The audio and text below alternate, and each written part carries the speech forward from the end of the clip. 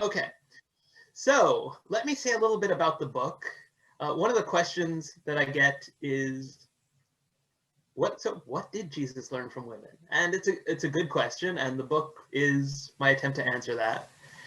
And it really is a book that turned out to be a lot longer than I expected. Those of you who've seen books I've written in the past, this is my longest book yet, right? It's like single authored book. And I will tell you, foreseeing some of the kinds of snide remarks that people might give to a book on this topic, I'm so glad, because I could just imagine like this, another thin volume. Somebody looks at it and says, what did Jesus learn from women? Huh, look, not much. See how thin this book is? And yeah, so I'm glad I sidestepped that one. But the reason the book became so big is precisely because it turned out, once you start listening to the stories of the women in the Gospels, even though some of them are not given the attention they're due, some of them, if they were men, we would know their names. Even so, when you start digging into their stories, you find that there's a lot there. And I want to give a shout out to Butler students, and thanks to Butler students, because courses that I developed in response to student suggestions and student interest, a specific conversation with a student who wanted to do an honors thesis, all of those things led directly or indirectly to the book. The honors thesis discussion was brainstorming with a student who wanted to explore whether you can be a feminist and a Christian at the same time.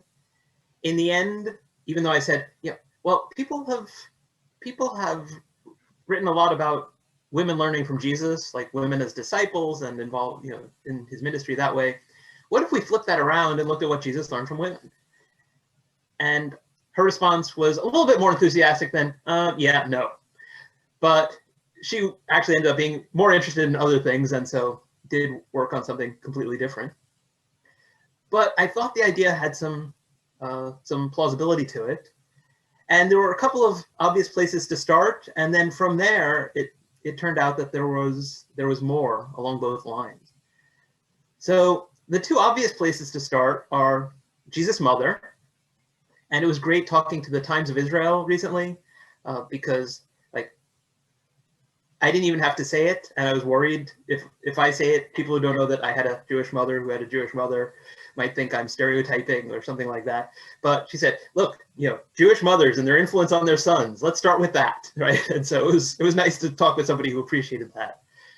But unless you deny that Jesus was human, then he learned everything that human beings learn from their mothers, at least, right? And so that immediately became part of the book. And I said, well, we can probably say some things about his broader family. And so there's a chapter on his grandmother, and there's some interesting traditions from outside of the New Testament about her. But even beyond the generalities of what a mother has to say in general and typically, right? In Luke's gospel is the only one that specifically tells us, right, Jesus grew in wisdom, right? So he learned. And he gives us the kinds of things that Mary said, right? We have the Magnificat. And then we have Jesus' teaching presented in a way that resembles the Magnificat. So what are we supposed to get from that? That as Jesus grew in wisdom and was obedient to his parents, his mother had a formative influence on him. And unless you deny the humanity of Jesus and basically have him as a deity who's dressed up as a human being and just play acting most of the time, then and grandparents have to be part of that picture.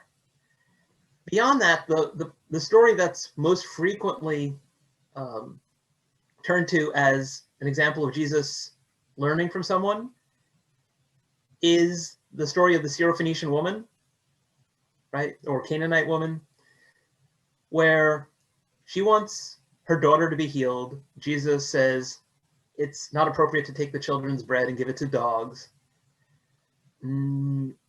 Jesus doesn't end up he doesn't come off that well in this story, as you may be aware.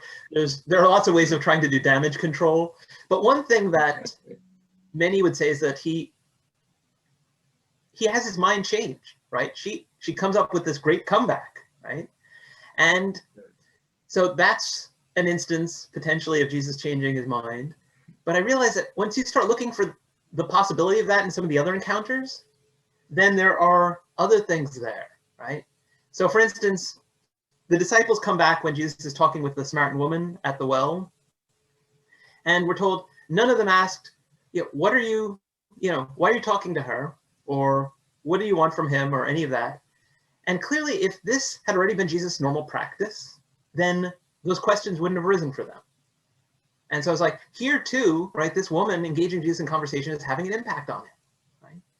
The Mary and Martha story, right, where Martha says, Lord, tell my sister to help me, right, with the things that women are normally expected to do when there's a gathering in their home. And Jesus doesn't say, Martha, you know my teaching, you should be sitting here listening too.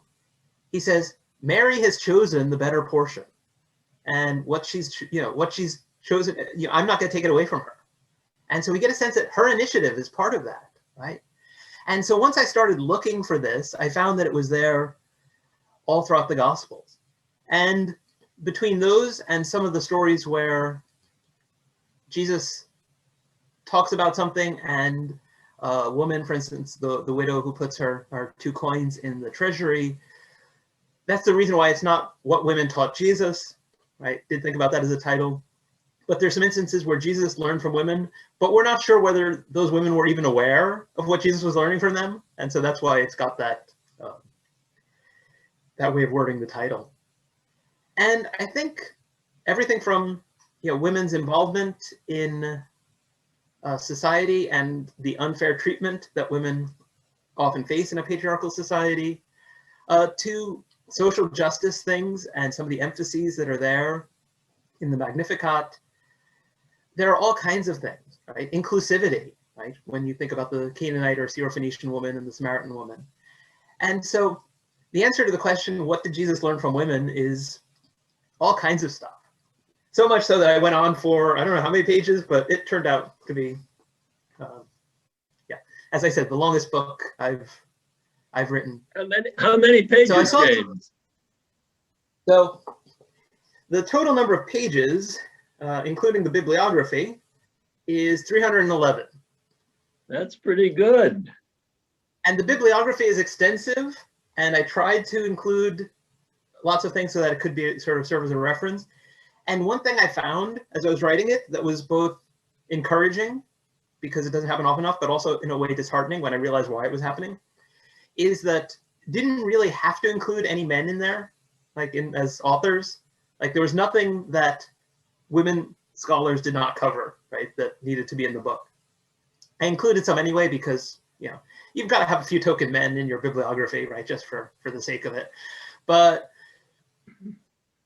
then I was disheartened because I realized women have been writing about women in the Gospels and women in the New Testament and these kinds of things, and they're read by women, and there's all these insights that were there that you'd read a commentary by a male New Testament scholar, and it wasn't even engaged with, right? And so the ease with which it was possible to have a bibliography that was predominantly female was indicative of the fact that, a lot of times there's women's studies and then there's studies, right? And that's a problem, right?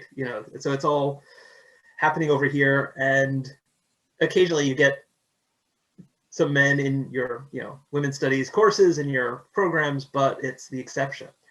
And the assumption is that if you're not talking about women's studies, then you're talking mostly about men. And that was one of the reasons why I wanted to write this book, right? Because all throughout I've been expecting people to say, who do you think you are?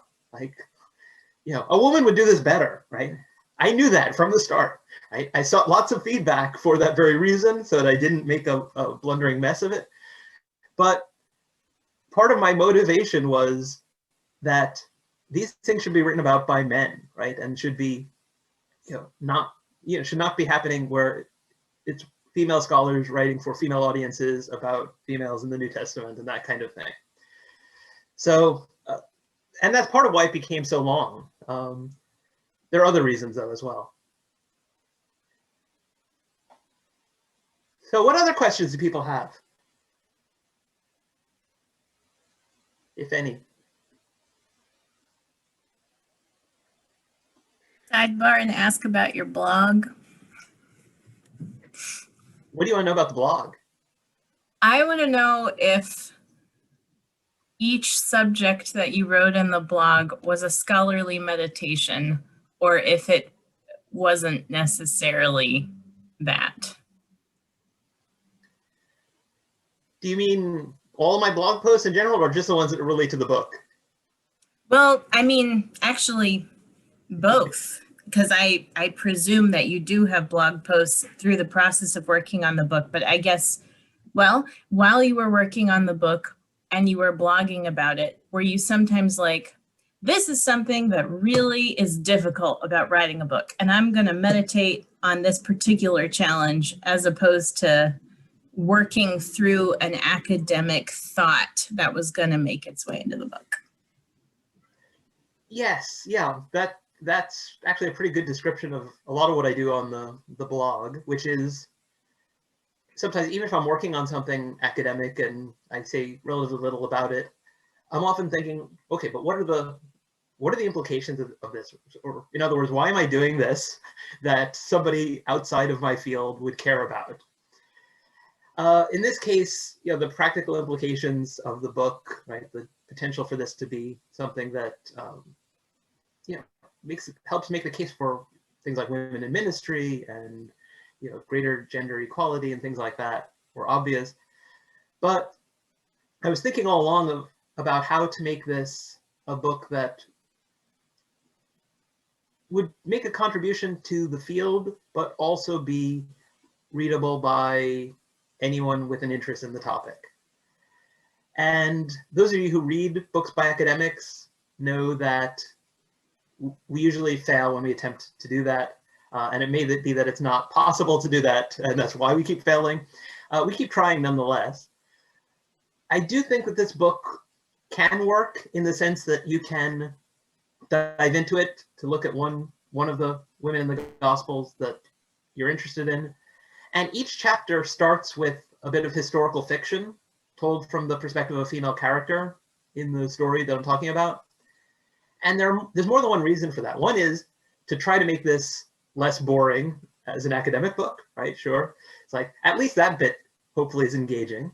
Hopefully when you read it, you'll let me know and say, yeah, the scholarly arguments were good. As a fiction writer, not so much, right? Stick to your day job is the old saying, right?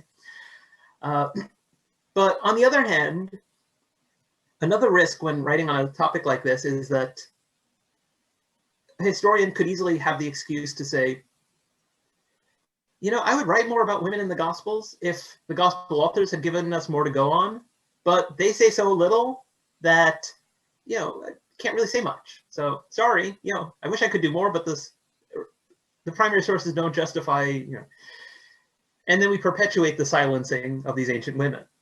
And so historical fiction, filling in the gaps by using what we know and adding what we know that's more generally true, can help address that. But I actually found, I keep saying this, but I find it to be true, writing historical fiction is actually a really rigorous way of testing your historical ideas, right? James, can I ask a boring academic question? Oh, I probably won't consider it such, but go ahead. Let me ask a boring academic question. I know that obviously the core of this book is your engagement with the New Testament text. Either in the preparation of the book or delivering the book, writing it out, did you dip into rabbinic sources that might shed light on your subject matter, or into the kind of Christian midrash, the Christian commentary tradition, patristic medieval commentary tradition on the text you're dealing with, or into our contemporary commentaries, in which case, which one or two of them did you find the most useful? You see what I'm asking? And this really is an academic, kind of boring academic question, but I'm curious. I don't find it boring at all, but I'm an academic who writes a lot of boring things and reads a lot of boring things. But I mean, the short answer is yes. Drew on later things, drew on some extra canonical Christian texts, right? So some of the traditions about sort of Mary's family background and where her parents were from. There are sources, including not just ancient texts, but also like living traditions, right, in the Holy Land that suggest that they had a connection with Sepphoris, right, which is this big city that Nazareth was not far from. And it's a strange thing to have anyone invent, because Sepphoris doesn't get a mention in the Gospels, right? Doesn't get a mention in the New Testament. And so is this something that actually reflected some historical knowledge? There are other interesting things in things like the Infancy Gospel of James about Mary's parents. And so tried to look at those and not simply dismiss them out of hand. Turn to commentaries and certainly make note of the fact that often, for instance, Eastern Orthodox commentaries and sermons didn't do things like identify Mary Magdalene with the sinful woman, identify her as a prostitute, do all these things that you get in the Catholic tradition and the Western Church tradition. And then as far as rabbinic texts, so there were some things related to that actually come up not just in the book, but also in an article that I wrote for Biblical Archaeology Review. So I've had my first 2 publications in Biblical Archaeology Review, and no, I have not started digging into biblical archaeology, literally or even in a substantial way metaphorically. But the first one was a tribute to my doctoral supervisor who passed away. But then the second one was something that I thought connects directly with archaeology and also is something that emerged directly from the book. So let me ask a question first, because this is one of those things, and sorry for the people who are needing to jump off. I knew we were going to be gaining some and losing some as we went on. But who here of those who've remained has wondered about Jesus writing on the floor in John chapter 8, right? It says he kind of either writes with his finger or traces his finger, and there's been a lot of speculation about that, right? And it was working on this book when I realized that, you know, we've all seen movies. There are people, right, they're already holding stones in their hands, they're ready to stone this woman, and they're somewhere outside the city. It's a barren landscape, and you know, he's writing stuff in the dirt, and it's a stoning about to happen. And in John 8, it's very specific that this is happening in the temple courts, right? And so there are a number of things that came to my attention as I started thinking about that. And there was actually this really fascinating article in Biblical Archaeology Review not that long before, a few years before this, about the fact that they had found these tiles that would have been part of the flooring of the temple.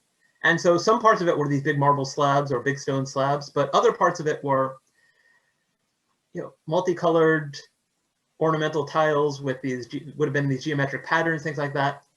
And so it quickly became clear to me that, you know, first of all, the temple is not going to be the site of a stoning, right? So they actually did come to Jesus for the reason that the story says, which is they want his opinion, right, on a legal matter. And the question why it's a legal matter is an interesting one.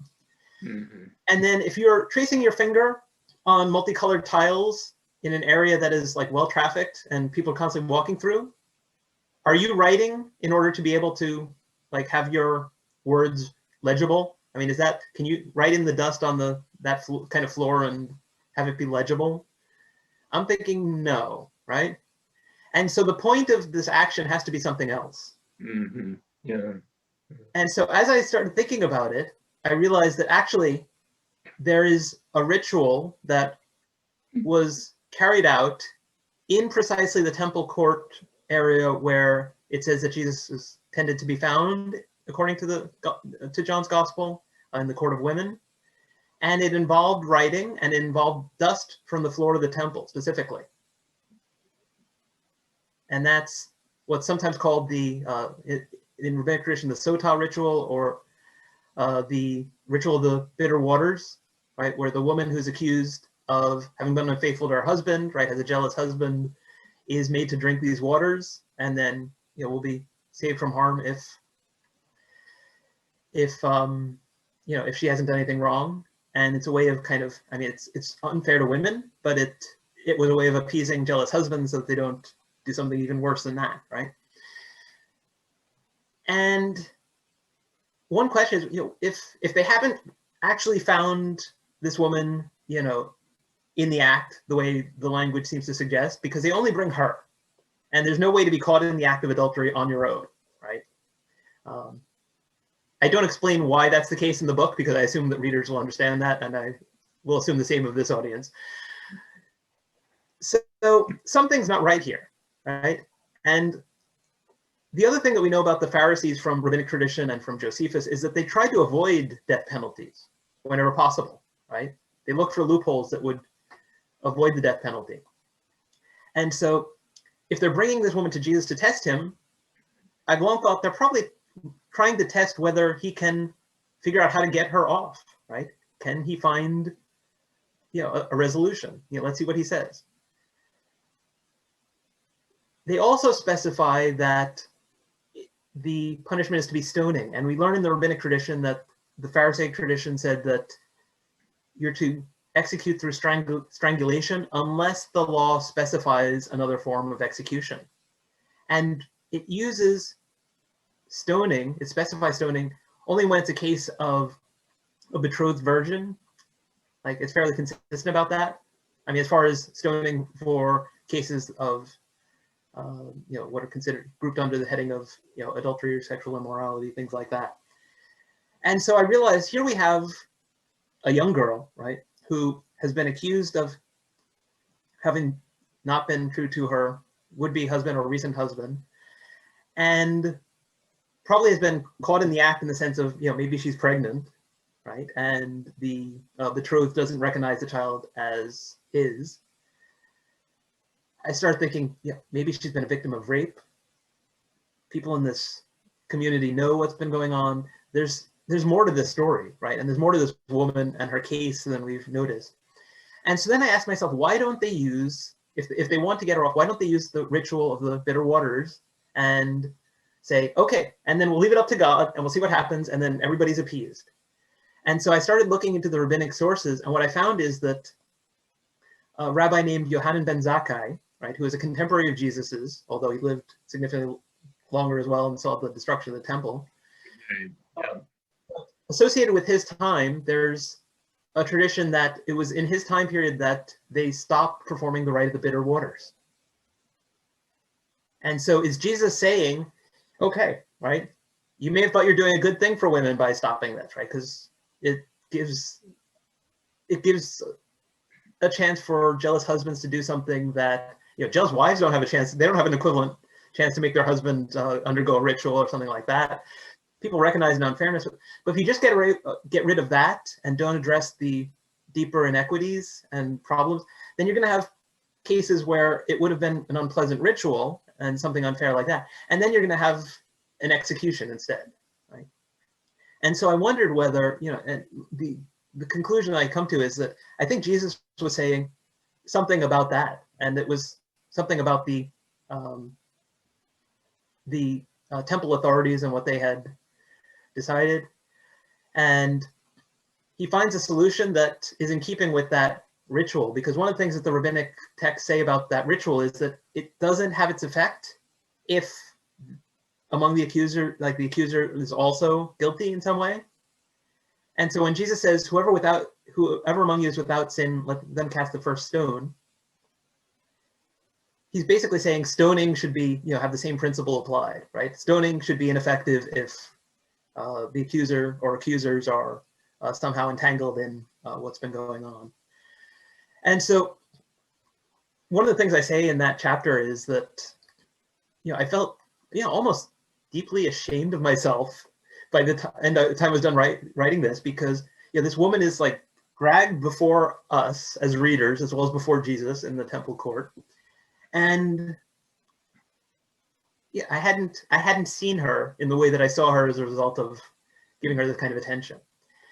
And as you heard, rabbinic texts, came into it as part of it. Looking at what ancient as well as modern commentaries, I didn't spend quite as long. I didn't go into lots and lots of history of interpretation, except when I either had a question that I couldn't find an answer to in modern commentaries and things like that, or I felt like the modern commentaries weren't talking about the history of interpretation as much. But certainly extra-canonical early Christian literature, rabbinic texts do feature and did have a real impact on the way the book turned out. I like to hear James talk about that one incident in the temple in such detail. I can appreciate now why he wrote a long book. Yes. You got so much to say about each one of these details. I admire it. It's exciting material. And the Gospels often just breeze across, these incidents. But I've felt that the Gospels probably were, like more memory aids to early Christian preachers than like standalone narratives in their own right, at least some of the time. Because so many of them, it's like, okay, but what did they say to that? And, what else happened? And there are questions that we're left with. And I think that certainly some of the gospel authors and the people who use the Gospels probably knew some answers to some of those questions and expected them, but they weren't in the text. But at any rate, I felt like there's more to be said about each of these cases. Yeah. If there was a whole text behind the text, so to speak, unwritten text, oral preaching going on, that we don't have direct access to. It's fascinating. So, other questions?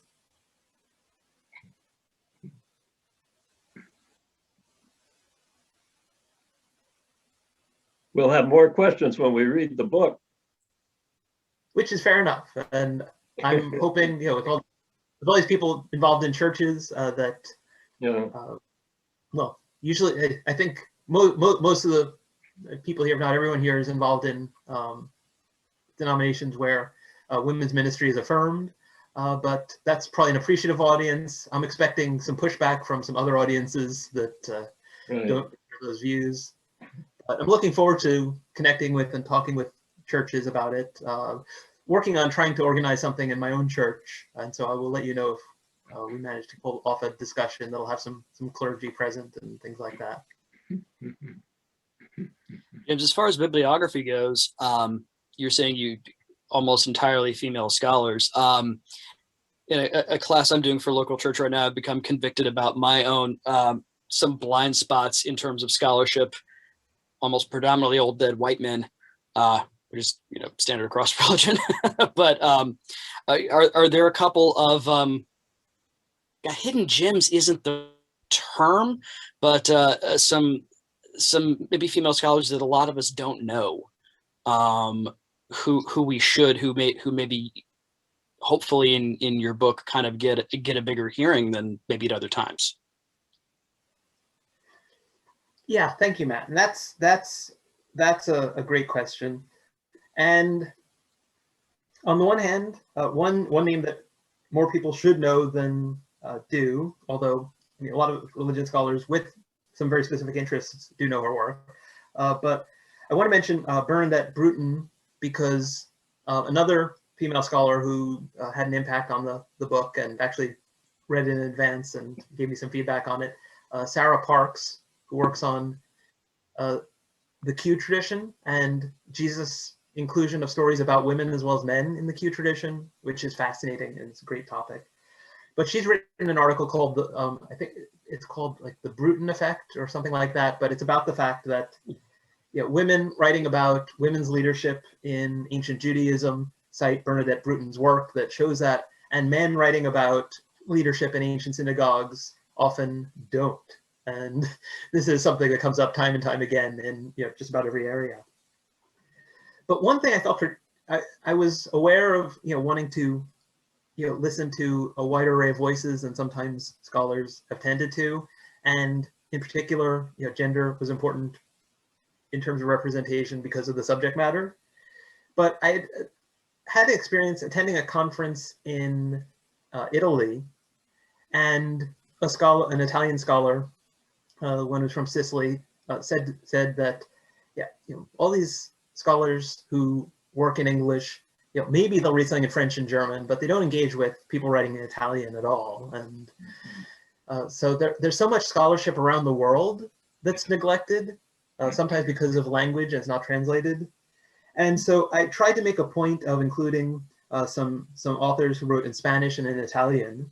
And so Carmen Bernabe Ubieta has like more than one book and a number of articles and chapters that are about women in the Gospels, women in the New Testament, and just my Spanish is not great, but I was like, this is going in there, right? I'm going to improve my Spanish, and I'm going to make sure I can include some of what she's written on the subject. Another one I want to mention is Ali, A-L-O-Y, Kateus, K-A-T-E-U-S-Z, who's written about sort of women as leaders in the early church. And that leads me naturally to mention the cover art for the book, because initially I was looking for cover art that didn't depict the usual scene. So very often Jesus encounters the Samaritan woman, for instance, and he's sitting and teachers sat, right, in the ancient world. And so he's in the teaching position, he might even be doing this, and the Samaritan woman is the learner, right? And Ali Kateus's work included, some work on early Christian art that depicts women in positions of leadership, things like that. And she found this catacomb painting of Jesus meeting the Samaritan woman where they're both standing. And I was like, oh, that'd be so perfect, right? That would be great for this, right? Because it's a dialogue and they're both learning from each other, and it's, and that artwork just wouldn't work. I never got a clear answer as to whether it was just because the catacomb art was really in quite bad shape, or because maybe the Vatican owns the rights to it or something like that and would have cost a fortune. But as I started looking for what other artwork there might be, I asked the publisher, could I commission something in order to get artwork that really encapsulates the point of the book? And so contacted a local artist I know. She's not local at the moment because she's currently in Hawaii, but from Indianapolis, actually grew up in the church in which I'm a member. I can't even bring myself to say grew up in my church because I'm a really relative latecomer, right? Since I moved to Indianapolis, I've been going there, whereas she grew up in the church, right? So it's her church and I'm this late arrival, but from a church connection, and asked her, what you would think, and also give me a price and things like that. And so what she came up with, I just thought really, really captured the point of the book, right? Because we're seeing this woman from Jesus' perspective, right? So we're kind of listening through his ears, as it were. The Zoom background's killing this. So I should just do the share screen thing, shouldn't I? Where I can go do that. So if you haven't seen it, there it is on the cover. And you can actually order this, right? If you want to get one, like make sure that people don't neglect women in the Gospels in your church, right? You can get one, like it doesn't have those intrusive words on there, like from the cover. It's just the artwork, right? Which is what you really want. And so you can order that. But yeah, work with Macy Dickerson, and she avoided the white Jesus problem. She has this woman that's really looks knowledgeable and somebody you can have a conversation with. And while Jesus is looking at her, she's making eye contact with us. And there's so much about it that I just loved. And so, was really happy that was a possibility. That's really a nice story. Wow. What's her background, James? I mean, she grew up in your church. Is she a Hoosier? I know you have an African membership in your church. Yeah. No, so she's African American. She is African. Yeah, I knew you had an African American. That's really great. That's so good. Is the original of that piece going to be displayed like at Butler somewhere else? Well, because she knew it was going to be for cover art, she created it digitally, which means that we can actually have a really like large poster version of it. I should have gotten out my tape measure before I ordered it because it's probably larger than I really need. But I'm happy because it really is almost like life size, and it's really engaging and can be seen from a distance. But I'm hoping that we can have the artwork like on display somewhere. I would have already pursued that, but the obvious place is like the lobby of Clues Hall or someplace like that, and it's not frequented very much these days, and so it seems best to wait until a future occasion. But I'm hoping that we can do that. Is the story of the cover art there in the book? Because that seems to encapsulate so much of the journey of writing it. Yeah. The story of the cover art is not, because that happened, essentially you start having the serious discussions about the cover art once the manuscript is basically done. And so the story of the cover art would have been nice maybe to include in the preface or something like that. But I'm actually really interested in seeing if I can, maybe just connect the artist with somebody in the journalism world. Could include, like a denominational publication or something like that. But, or at least put that story on your blog or something. That's such a good story. I think it needs to be shared outside of a Zoom meeting. Yeah, it really is. And I've been talking it up and sharing the story as widely as I can. I know I've shared it on social media at least a little bit, but yeah, I would like to see some actual coverage, maybe from a journalist or something like that, about that. Yeah, that'd be great. Really cool.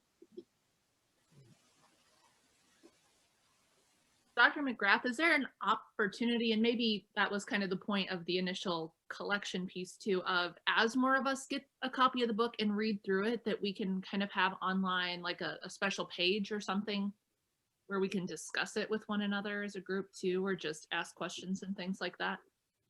Oh, that would be wonderful. I would love to do that. And I'll ask again whether people are interested in using Discord. I'm surprised by just what a good platform that is for having discussion.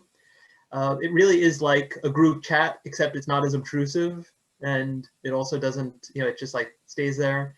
And you can have a room for like a video meeting if you decide you want to, and things like that. So, but we can also, I would love to have a follow-up Zoom meeting, like create a Facebook group where you all discuss it and talk about it without me being there, so you can say what you really think, but then bring me back at the end to. No, we'd want you.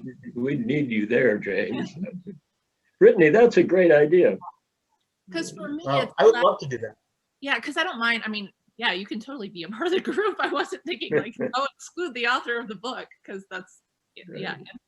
Well, I wanted to be there as a possible occasional conversation partner, but obviously, when you have the author there, there's a risk that you won't have quite as much free conversation about the book, because the author will keep saying, there's a story behind that, and then suddenly dominates the conversation, and then it's like, well, we're out of time. Sorry that others didn't get a chance to say anything. It's like, So I could also just, let somebody else host it, and they can mute me, and then, that would work too. So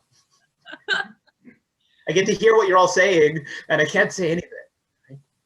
Yeah, because I'm just thinking of like a platform, because I know that then everyone can kind of interact with it, A, at their own pace, and B, whenever is convenient for them. Instead of, because I know since COVID, I've had a really hard time being a consistent participant in book studies and things like that meet at the same time on a regular basis. You would think that would be easier to do. It's just not. Whereas as I'm going through different things and I think of something, then I can, post or ask or think through it on my own time frame too, even though it's all still together in that way, is kind of where I was thinking at it. I would love that. Let's do that. Let's make that the next step. And if you want, I can create a place on Facebook for that to happen. I'm sure we could make like a Facebook group